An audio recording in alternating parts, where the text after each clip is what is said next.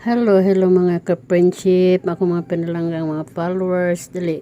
Sus, ang akong paniod doon sa nang orasa kasi pag-abot na ko, apada ay niluto, so nagluto ko.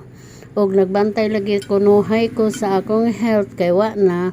So gitakos-takos na ang akong kanon, mauna na, kay nagbantay sa health ko no ni, og nagubanan sa utan, nga lawoy nga wala gini siya subak tanglad ra gyud mga ka-friendship. Og ang akong inununan mao na nagbantay sa health nga naa man di ay nagpakupos man di ay og panit sa di na nako i-mention ganara bay dili mo kaon, sorry kay sa dili mo kaon.